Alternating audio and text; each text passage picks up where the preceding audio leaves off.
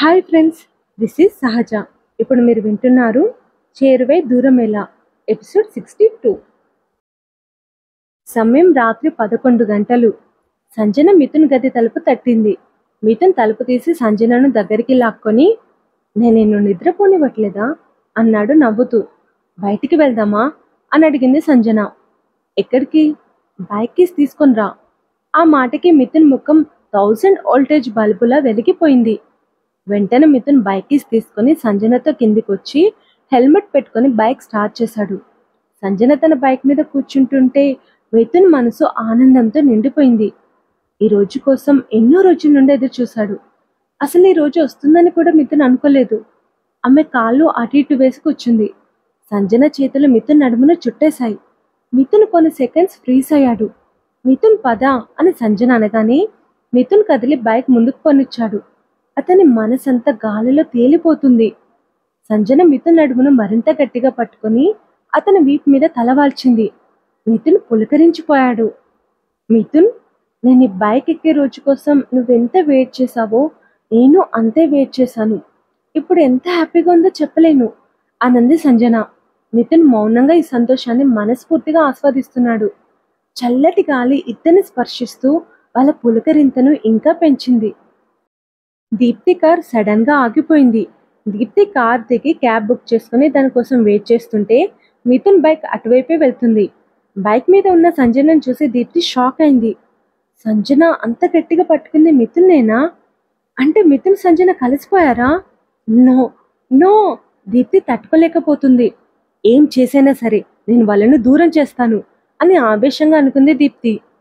మిథున్ సంజన సరదాగా తిరిగి 1 గంటకి ఇంటికొచ్చి ఎవరి గదిలోకి వాళ్ళు వెళ్ళి పడుకున్నారు. ఉదయం టిఫిన్ చేసి ఆఫీస్కి బయలుదేరుతున్న సంజనతో, మిథున్ డ్రాప్ చేస్తాడు అంది లలిత. నాకు కుదరదమ్మా, ఒక ప్రోడక్ట్కి బ్రాండ్ అంబాసిడర్గా నన్ను ఎంచుకున్నారు. ఆ ప్రోడక్ట్ క్వాలిటీ అది చెక్ చేయడానికి వెళ్ళాలి అని అన్నాడు మిథున్. ఏం పర్లేదు, నేను ఆఫీస్ క్యాబ్లో వెళ్తాను. ఇంటికి రమ్మన్నాను కూడా, వచ్చేసుంటుంది. Bye aunty. బాయ్ మిథున్ అని చెప్పి సంజన అడావిడిగా వెళ్తుంటే, సంజన ఆగు, నేను వస్తాను అంటూ బాయ్ అమ్మా అని చెప్పి సంజనతో కలిసి లిఫ్ట్ ఎక్కాడు మిథున్. కింది ఫ్లోర్ వాళ్ళు కూడా బటన్ నొక్కడంతో కొన్ని సెకండ్స్లో లిఫ్ట్ ఆగుతుందనగా సంజన టక్కున మిథున్ బుగ్గ మీద ముద్దు పెట్టి ఏం తెలియనట్లు కామ్గా నిల్చుంది. బుగ్గని తడుముకుంటున్న మిథున్ పెదవులపై అందమైన చిరునవ్వు. గ్రౌండ్ ఫ్లోర్ రాగానే సంజన మిథున్కి కళ్ళతోనే బాయ్ చెప్పి క్యాబ్ దగ్గరికి వచ్చింది. మిథున్ సెల్లర్లో లిఫ్ట్ దిగి కారులో బయలుదేరాడు. సంజన వెళ్ళేసరికి ఆఫీస్ అంతా అందంగా డెకరేట్ చేసింది. అందరి మొహాలు ఆనందంతో వెలిగిపోతున్నాయి. ఎవరొస్తున్నారు అని తన కొలీగ్ సునీతను అడిగింది సంజన. సర్ప్రైజ్ అందామే. ఇంకొకరిని అడగబోతుంటే మేనేజర్ వచ్చి, సంజన, నువ్వు చేసిన వర్క్ కరెక్షన్స్ చేసి నాకు మెయిల్ చేయమ్మా అన్నాడు. ఆ వర్క్లో పడటంతో సంజన వచ్చే గెస్ట్ గురించి మర్చిపోయింది. గంట తర్వాత వచ్చేసారు అని అరుపు వినిపించడంతో అందరూ ఎక్సైటింగ్గా కదిలారు. ఎవరొస్తే నాకేంటి అని సంజన పనుల నుండి కదలలేదు. కార్ దిగిన మిథున్కి బొగేసిస్తూ సాదరంగా లోపలికి ఆహ్వానించారు. మిథున్ లోపలికి వచ్చాడో లేదో ఎంప్లాయీస్ అంతా అతని చుట్టూ గుమికూడారు సెల్ఫీస్ కోసం. మిథున్ మిథున్ అన్న అరుపులు వినిపించగానే సంజన ఉలిక్కిపడి పరిగెత్తుకుంటూ వచ్చి మిథున్ని చూసి హ్యాపీగా ఫీల్ అయింది. మిథున్ సంజన కోసం కళ్ళతో వెతుకుతుండగా దూరంగా నిలబడి ఉన్న సంజన అతని కళ్ళకు చిక్కింది. ఆమెను చూసి మిథున్ స్మైల్ ఇచ్చాడు. మీరు ఇలా ఇండిసెంట్గా బిహేవ్ చేయకండి. కాసేపు తర్వాత మిథున్తో ఫొటోస్ దిగొచ్చు, కానీ మీరు వెళ్ళి మీ పని చూసుకోండి అని ఎండి వార్నింగ్ ఇవ్వడంతో అందరు ఎవరి సీట్లోకి వాళ్ళు వెళ్లారు. మిథున్ ఎంత అందంగా ఉన్నాడే, కొరుక్కు తినాలనిపిస్తుంది, నాకు ముద్దు పెట్టుకోవాలనిపిస్తుంది అని అమ్మాయిలు మాట్లాడుకుంటుంటే సంజన కోపంతో బుసలు కొడుతుంది. సంజన పక్కకు వెళ్ళి మిథున్కి ఫోన్ చేసింది. 1 సెకండ్ అండ్ మిథున్ పక్కకు వచ్చి ఫోన్ లిఫ్ట్ చేసి, నన్ను చూసి సర్ప్రైజ్ అయ్యావా అని అడిగాడు నవ్వుతూ. ఇక్కడికి ఎందుకు వచ్చావు అంది సంజన కోపంగా. ఇక్కడికి వచ్చే వరకు నాకు తెలీదు వస్తున్నానని. వీళ్ళదొక మ్యానుఫ్యాక్చరింగ్ కంపెనీ ఉంది. ప్రోడక్ట్ విజిట్ అయిపోయాక మా సాఫ్ట్వేర్ కంపెనీని విజిట్ చేయాలని ముందే చెప్పారు. అది ఇదని వచ్చే వరకు తెలీదు. నన్ను ఇక్కడ చూసి హ్యాపీగా ఫీల్ అవుతావు అనుకుంటే ఎందుకు కోపడుతున్నావు అని అడిగాడు మిథున్. అమ్మాయిలు నీ గురించి ఎలా మాట్లాడుకుంటున్నారో తెలుసా? ఏం మాట్లాడుకుంటున్నారు? ఇంటికి వచ్చాక చెప్తాను. సరే కానీ నవ్వు. నేను నవ్వను పో అంటూ ఫోన్ కట్ చేసింది సంజన. మిథున్ నవ్వుకున్నాడు. ఆ కీర్తన జాక్పాట్ కొట్టేసింది. మిథున్ని పెళ్లి చేసుకోవాలంటే ఎంత అదృష్టం ఉండాలి అంది సునీత. కీర్తన పేరు వింటేనే జెలస్తో చచ్చిపోతున్నాను అంది ఒక అమ్మాయి రేష్మ. జగదేక వీరుడికి అతిలోక సుందరి కథ దొరుకుతుంది అంది మరో అమ్మాయి వాణి. మనకేం తక్కువ అంది సంజన. మనకేం కాదు, మీకేం తక్కువ అను, నిన్ను కలపకు, మిథున్ కాలిగొట్టి కూడా నువ్వు సరిపోవు అంది రేష్మ. సంజనకు ఏడ్పొచ్చింది. కంట్రోల్ చేసుకుని, ఏంటి అలా అంటున్నావు, నేను బాలేనా అని అడిగింది. నాలాంటి పాలమేగడ రంగు ఉన్న అమ్మాయిలే మిథున్ అందం ముందు తక్కువగా కనిపిస్తున్నారు. నువ్వేమో నార్మల్ ఫేర్, మిథున్కి పని మనిషిగా కూడా పనికిరావు అని వెటకారంగా అంది రేష్మ. సంజనకు ఏడు పాకలేదు. వెంటనే అక్కడి నుండి పరిగెత్తుకుంటూ వాష్రూమ్లోకి వెళ్ళి బోరున ఇచ్చింది. మిథున్తో సెల్ఫీస్ దిగడానికి మీకు 10 మినిట్స్ టైం మాత్రమే అని మేనేజర్ అనడంతో ఎంప్లాయీస్ మిథున్ దగ్గరికి పరిగెత్తుకుంటూ వచ్చారు. ఒక్కొక్కరు తోసుకుంటూ మిథున్తో సెల్ఫీస్ దిగుతున్నారు. అలా తోసుకోకండి అని మేనేజర్ అరుస్తున్నా ఎవరు వినిపించుకోలేదు. సునీత వాణి ఆ తోసులాటలో కింద పడి పక్కకి తప్పుకున్నారు.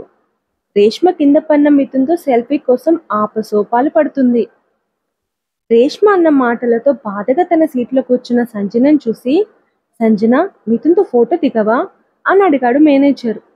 అంతమంది ఉన్నారు కదా, పదమ్మా నేను దిగిపిస్తాను అన్నాడు మేనేజర్. సంజన మొదటి కంపెనీలో ఇదే మేనేజర్ వర్క్ చేశాడు. అప్పటి నుండి అతనికి సంజన తెలుసు. ఆమె సిన్సియారిటీ, మంచితనం తెలిసిన మేనేజర్కి సంజన మీద అభిమానం.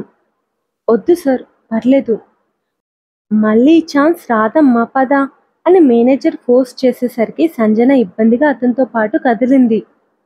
మేనేజర్ ఎంప్లాయీస్ని పక్కకి తప్పించి సంజనని మిథున్ పక్కకి తీసుకెళ్లాడు. బాధగా ఉన్న సంజనను చూసి కంగారుగా చూశాడు మిథున్. ఏం లేదు అంటూ కళ్ళతోనే చెప్పింది సంజన. తన గురించి అమ్మాయిలు మాట్లాడుకోవడంతో సంజనకి బాధ కలిగిందనుకున్నాడు. మిథున్ గారు, ఈ అమ్మాయి పేరు సంజన, చాలా మంచి అమ్మాయి, ఒక్క సెల్ఫీ ప్లీజ్ అని అడిగాడు మేనేజర్. ష్యూర్ అంటూ మిథున్ సంజన భుజం మీద నవ్వుతూ చేయవేశాడు. అది చూసి అక్కడున్న అమ్మాయిలంతా కుళ్ళుకున్నారు. రేష్మి అయితే షాక్ తింది. ఎందుకంటే అప్పటి వరకు మిథున్ ఏ అమ్మాయి భుజం మీద చేయి వేయలేదు. పైగా వాళ్ళకి 1 ఇంచు దూరంగా ఉండే ఫోటో దిగాడు. భుజం మీద చేయి వేయమని సంజన మేనేజర్తో మిథున్ అడిగిపించిందని అందరూ అనుకున్నారు. మేనేజర్ సంజన ఫోన్లో ఫోటో తీయగానే మిథున్ సంజన భుజం మీద చేయి తీశాడు. సంజన పక్కకి వెళ్ళిపోయింది. నాకు అర్జెంట్ వర్క్ ఉంది, మళ్ళీ కలుస్తాను అని అందరికీ చెప్పి మిథున్ అక్కడి నుండి వెళ్ళిపోతుంటే, మిథున్ ప్లీజ్ ఒక్క సెల్ఫీ అంటూ ఎంప్లాయీస్ అందరూ అతను వెంట పడ్డారు. మేనేజర్, ఆఫీస్ స్టాఫ్ వాళ్ళని కంట్రోల్ చేయగా మిథున్ అక్కడి నుండి బయటపడి కారెక్కి వెళ్ళిపోయాడు.